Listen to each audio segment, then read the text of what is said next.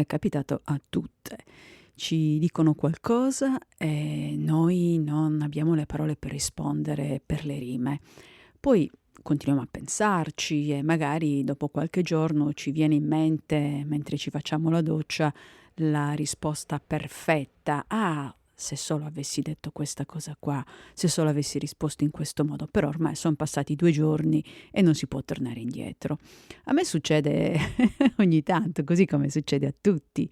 E mi è successo qualche mese fa, mentre mi trovavo in taxi e andavo all'aeroporto e il tassista ascoltava Radio Maria, che è una radio cattolica emanata dal Vaticano. Io c'ero rimasta abbastanza basita perché non sono cattolica, non sono credente e però sul momento non avevo saputo cosa dire, non mi era venuto in mente niente, anche perché il tipo che parlava, il prete, parlava di cose molto generiche, molto così generiche. Ora, questa cosa mi è capitata qualche giorno fa, ancora una volta, mentre tornavo dall'aeroporto a casa. Sono salita sul taxi e immagino fosse lo stesso tassista, aveva ancora una volta Radio Maria. Però questa volta la persona che parlava alla radio stava dicendo che l'aborto è peccato, che non si deve fare, che è una cosa, tutte queste cose qua.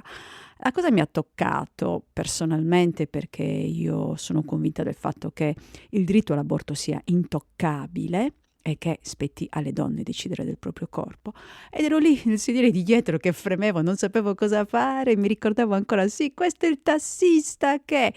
Allora ho preso il mio cellulare e ho cercato su YouTube un video di donne che hanno abortito e raccontano la loro esperienza. Hanno abortito per motivi più disparati, perché c'erano delle gravi malformazioni, perché c'erano state delle violenze sessuali e mi sono messa ad ascoltarlo con un volume sufficientemente alto così che si sentisse anche dal sedile davanti del guidatore, così come io ero costretta ad ascoltare il prete che parlava. Mi sono presa una piccola rivincita, la cosa mi ha fatto sentire molto meglio perché mi sentivo veramente colpita, sentivo che mi si stava facendo una violenza, che mi si stava obbligando ad ascoltare qualcosa che non volevo ascoltare. Poi tra l'altro nel sedile di dietro il tassista aveva anche degli opuscoli che dicevano alle donne: non andate ad abortire, tenetevi i figli, per carità, è un crimine, è un peccato, eccetera, eccetera. M'ha fatto sentire meglio. Ecco perché per una volta la risposta non mi è venuta in mente 2 giorni dopo mentre mi facevo la doccia.